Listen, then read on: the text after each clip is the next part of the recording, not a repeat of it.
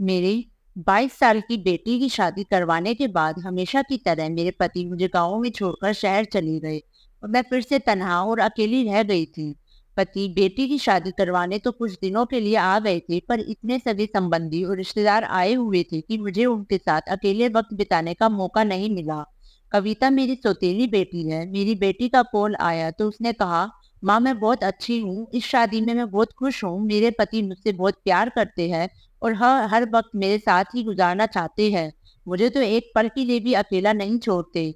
मैं बहुत खुश थी कि मेरी बेटी को एक अच्छा घर तो मिला, क्योंकि उसकी शादी करवाने के चक्कर में हमने अपने खेत गिरवी रख दिए थे और अब कर्ज हमारे सर के ऊपर है। मेरे पति कहते हैं कि शहर में काम करके धीरे धीरे मैं ये कर्ज उतार दूंगा, पर जब शादी होकर मैं इस घर पर आई थी तो मैं नीरज की दूसरी पत्नी थी और उस वक्त मेरी बेटी मात्र 4 साल की थी, जिस वजह से उन्होंने दूसरी शादी की थी ताकि बच्ची का ध्यान रखने के लिए उसे माँ मिल जाए। मैं उस बिन माँ की बच्ची को तो अपनी बेटी की तरह ही पाला और उसे खूब प्यार किया, पर मेरे पति ने शादी की पहली रात मुझसे जो कहा वह सुनकर तो मेरे आंखों से आंसू आ गए। उन्होंने कहा कि वह अपनी पहली पत्नी से बहुत प्यार करते थे, दूसरी शादी नहीं करना चाहते थे, लेकिन माँ ने उनके ऊपर दबाव डाला। जब से मेरे पति की पहली पत्नी की मौत हुई थी, मेरे पति शहर में ही रहने लगे थे और वहीं पर काम किया करते थे। गांव के खेत मेरे सास ससुर संभाला करते थे।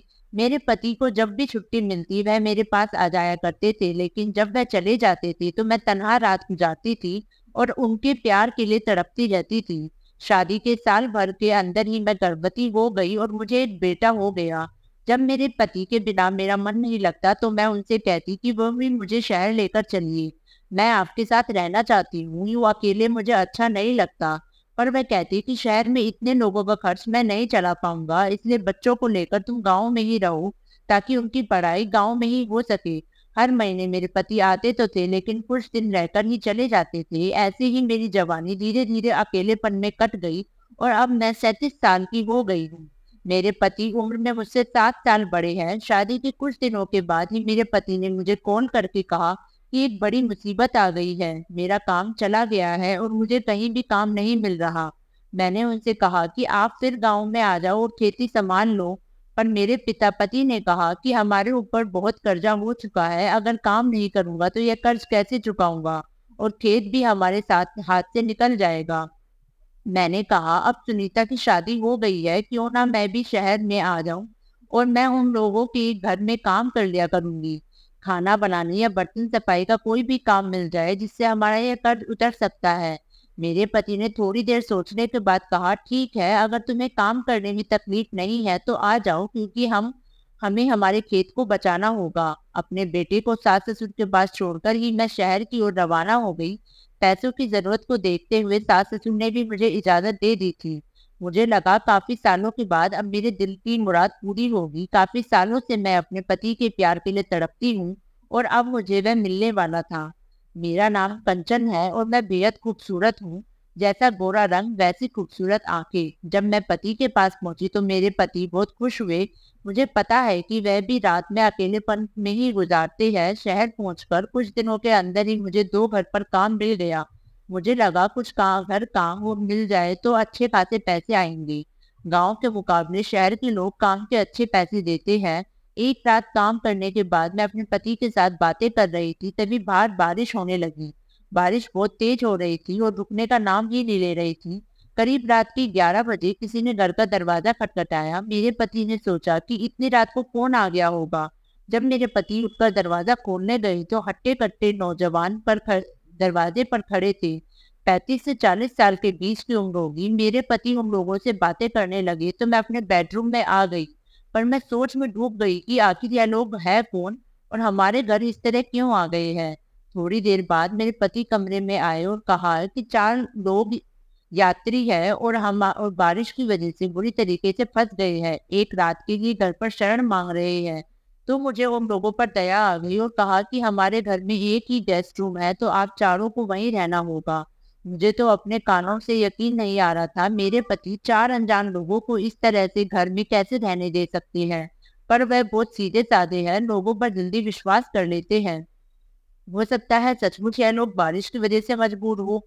हमारे इस घर पर इतना कीमती सामान तो नहीं है कि चोरी करने आए होंगे। मेरे पति ने कहा कि यह लोग बहुत भूखे हैं, कुछ खाना बना दूं। मैं रसोई में जाकर खाना बनाने लगी। जब मैं खाना बनाकर उन्हें देने आई तो वह चारों लोग मेरे ऊपर निगाह बनाए रखे थे। मैं एक लाल मैक्सी में थी। मुझे बहुत ही अजीब सा लग रहा था क्योंकि कभी किसी मर्द ने मुझे ऐसे नहीं देखा। मेरे पति मुझे अपनी पत्नी तो मानते हैं, पर वह अपनी पहली पत्नी से बेइंतहा मोहब्बत करते थे। वह उसके बचपन का प्यार था। वह सुनीता के साथ ही बड़े हुए थे। दोनों के बीच में प्यार हुआ और पूरा गांव इस बारे में जानता है क्योंकि वह खेतों के बीच अक्सर घुमा फिरा करते थे। लेकिन धीरे धीरे जैसे ही सुनीता जवान होती गई तो उसके पिता ने नीरज से मिलने के नहीं देते थे। कहते थे कि तुम जवान हो गई हो, ऐसे तुम नीरज के साथ घूमोगी तो तुमसे शादी कौन करेगा। लेकिन फिर नीरज उसके लिए रिश्ता लेकर आए तो सब लोग मान गए और उन दोनों की शादी हो गई और एक बच्ची भी हो गई, पर वह बीमार पड़ गई और चल बसी। मेरे पति उसकी मौत से उबर नहीं पाए। मुझे कहते मैं तुम्हें पत्नी का हक तो दूंगा पर प्यार नहीं कर पाऊंगा। कभी कभी मुझे अपने पति पर बहुत गुस्सा आता है कि सिर्फ एक बच्ची को पालने के लिए उन्होंने मेरी जिंदगी खराब क्यों कर दी। आखिर मैं भी तो एक औरत हूँ, मुझे भी प्यार की जरूरत है। मुझे कोई ऐसा मर्द चाहिए था जो मुझे दिल से चाहे। मेरे पति तो बस मुझे एक जिम्मेदारी ही समझते हैं। लेकिन आज पहली बार कोई मर्द मुझे ऐसे देख रहा था, वह भी एक नहीं चार चार। मेरे दिमाग में अजीब अजीब ख्याल आने लगे। मैं खाना देते ही अंदर कमरे में आ गई क्योंकि ना जाने यह लोग कौन हैं। मैं कमरे के अंदर से देखी, उन लोगों ने शराब की बोतल निकाल ली। काफी महंगी शराब थी तो मेरे पति भी काफी खुशी खुशी पीने लगे। जब मेरे पति काफी देर बाद कमरे में सोने के लिए आए तो नशे में पूरी तरह से अपना होश खो बैठे थे। मैंने किसी तरह उन्हें संभाल कर लिटा दिया तो वह गहरी नींद में सो गए।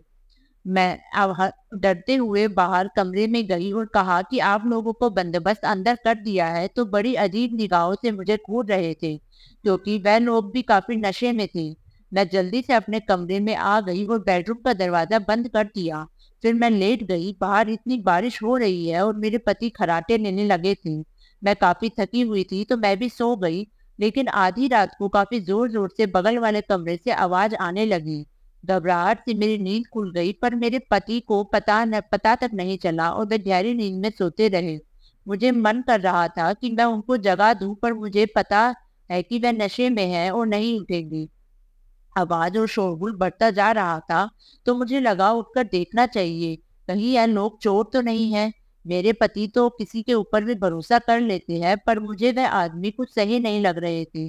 करीब 10-15 मिनट तक है ही मैं ऐसे ही अपने बेड पर बैठी रही। लेकिन उसके बाद हिम्मत करके मैंने अपने बेडरूम का दरवाजा खोला और दूसरे कमरे की ओर जाने लगी जहाँ से आवाज आ रही थी। मेरे दिल के अंदर बहुत घबराहट हो रही थी। ऐसी ही घबराहट मुझे तब हुई थी जब मेरे घर पर आग लगी थी।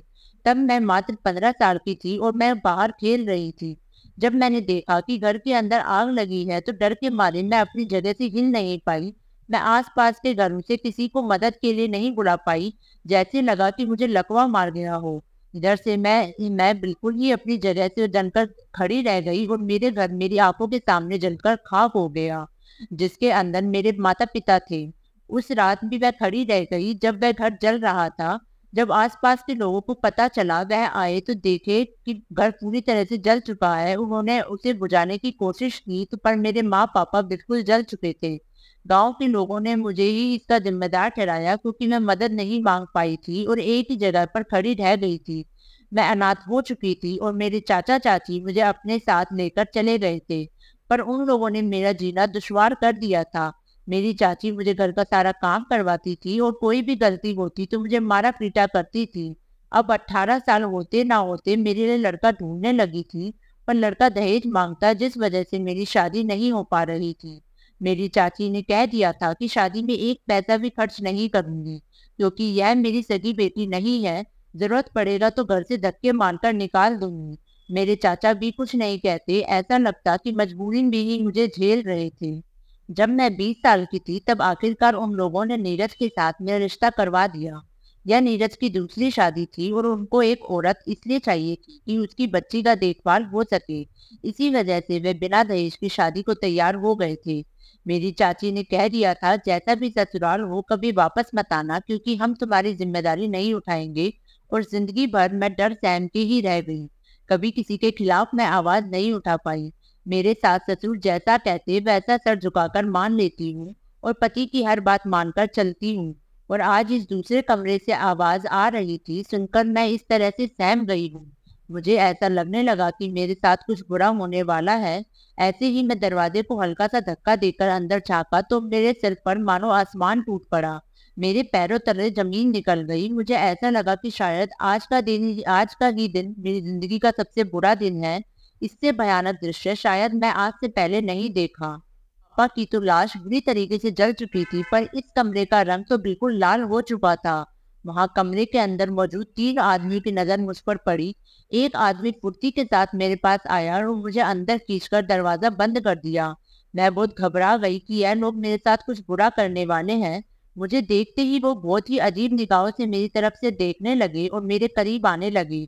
मेरा गला सूखने लगा और डर के मारे मेरी आवाज बंद हो गई। इनके चौथे साथी की लाश खून से लथपथ मेरे कमरे में पड़ी हुई थी। अब बाकी के बीच अब बचे 3 लोग मुझे शायद जिंदा ना छोड़े। मैं बहुत घबरा गई क्योंकि मैं कत्ल की गवाह बन चुकी थी। इन तीनों में से किसी ने इसे मारा होगा। एक आदमी मुझे उठाया और उठाकर सीधा बेड पर पटक दिया। मुझे लगा कि यह लोग मुझे मार डालेंगे, पर उन लोगों ने ऐसा कुछ नहीं किया। वे अपने जैकेट उतारने लगे और उसके बाद मेरे साथ जो कुछ भी हुआ रात भर मेरी चीखें गूंजती रही। मेरे चेहरे का भाव बदलता जा रहा था। कभी डर से मैं बिल्कुल ही हिल नहीं पा रही थी तो कभी मुझे अच्छा लगता। दिल और दिमाग बेकाबू हो गए थे। कभी मुझे रोना आ जाता तो कभी मुझे दर्द होता और कभी लगता कि अपने आप को बचाने के लिए मैं कुछ करूं। पर मैं बेबस और मजबूर बनकर ही रह गई। अगर मैंने उन लोगों को मना कर दिया तो वो मुझे भी मार डालेंगे, क्योंकि उन लोगों ने कत्ल किया है। उसके बाद एक आदमी उठा और एक कंबल से उस लाश को लपेट दिया और घर से बाहर निकालकर उस लाश को अपनी गाड़ी में छुपा दिया। फिर 2 आदमी मिलकर कमरे को साफ करने लगे, खून के धब्बे को मिटाने लगे और तीसरा आदमी मेरे साथ था और मुझे संभालने लगा, क्योंकि मैं ही इकलौती गवाह थी जिसे पता था कि इन लोगों ने क्या कांड किया है। जब सब कुछ साफ सुथरा हो गया तो वह तीनों फिर से मेरे पास आ गए।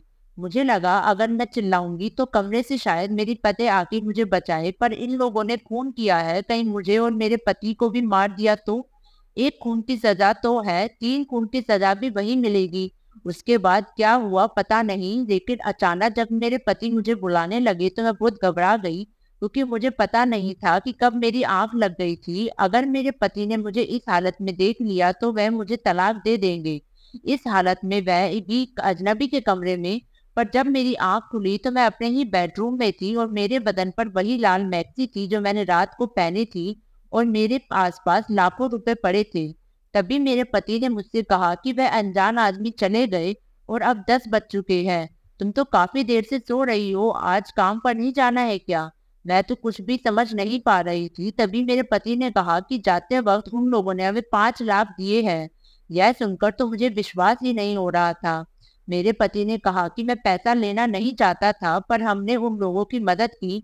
उसके बदले में वह लोग हमारी मदद करना चाहते थे। मैंने सोचा कि कहीं ये पैसे के लिए ही तो कत्ल नहीं किया। आखिर किस बात के पैसे दे गए यह लोग? जो कुछ भी मेरे साथ रात में किया, या वो वह खून जो मैंने देख लिया, उसका मुंह बंद करवाने के लिए। मेरे पति ने कहा कि यह पैसे मैं बैंक में जमा करवा आता हूँ, इससे कर्ज चुक जाएगा। तुम काम पर चली जाओ। मेरे पति के जाते ही मैं रोने लगी। मेरे साथ जो कुछ भी हुआ था, मैं फौरन उठकर दूसरे कमरे में गई और फिर कपड़े पहनकर मैं तुरंत दुकान गई। कमरा साफ करने के लिए अलग अलग केमिकल खरीद कर लेकर आई। उसके बाद मैं दूसरे कमरे को अच्छी तरह से रगड़ रगड़ कर साफ किया जहां वह खून के धब्बे थे। साथ ही मैं बिस्तर के चद्दर को भी अच्छे से धोया। पर पूरे घर की अच्छी सफाई करने के बाद मैं अपने लिए कुछ खाना बनाने लगी। तब तक मेरे पति आ चुके थे और मुझसे पूछा कि तुम अब तक काम पर क्यों नहीं गई। मैंने उनसे कहा कि मेरी तबीयत ठीक नहीं है, मुझसे तो चला भी नहीं जा रहा था और पूरे पूरे बदन में दर्द था और मैं अंदर से बहुत ज्यादा डरी हुई थी। लेकिन अगले ही पल मेरे पति दूसरे वाले कमरे में गए और चिल्ला चिल्लाकर मुझे बुलाने लगे। मैं काफी डर गई कि कहीं मेरे पति को कुछ पता तो नहीं चल गया। जब मैं उनके पास आई तो उन्होंने कहा कि अब तुम्हें काम करने की जरूरत नहीं है। मेरे दिल की धड़कन बहुत तेज हो गई। उन्होंने कहा, मैं सोच रहा हूँ कि इस कमरे को होम स्टे बना दूं। इंटरनेट पर मैं इस कमरे की तस्वीर खींचकर डाल दूंगा और ऑनलाइन बुकिंग करने की भी कोई इंसान इस कमरे में रात में रह सकता है और तुम उसे खाना बनाकर देना। हम इसके लिए अच्छे खासे पैसे चार्ज लेंगे, जिससे हम दोनों को काम करने की जरूरत नहीं पड़ेगी और हम यह बिजनेस चलाएंगे। यह सुनकर तो मेरे सर पर मानो आसमान टूट पड़ा और मैं फिर उसे उन रात के ख्यालों में खो गई, जो कुछ भी मेरे साथ हुआ था और जो कुछ भी मैंने अपने दिल में दफन दिया था। मैं एक कत्ल की साक्षी थी और मेरे साथ जुर्म हुआ था। अब मुझे इसी डर से जिंदगी बितानी थी कि कहीं पुलिस ढूंढते हुए हमारे घर तक ना पहुंच जाए और मेरी जिंदगी खाक में ना मिल जाए। शायद मुझे पुलिस के पास जाकर सारी बातें बतानी थी, पर मेरे साथ जो कुछ भी हुआ था वो घर समाज को पता चल जाए तो मैं कैसे जी पाऊंगी। शायद मरा हुआ आदमी इंसाफ का इंतजार कर रहा होगा, पर मेरे साथ भी तो नाइंसाफी हुई है। दोस्तों, अगर आपको यह कहानी अच्छी लगी है तो इसे लाइक और शेयर करें और हमें कमेंट करके जरूर बताएं। और इसी तरह की अच्छी कहानियां सुनने के लिए हमारे चैनल को सब्सक्राइब करें। धन्यवाद।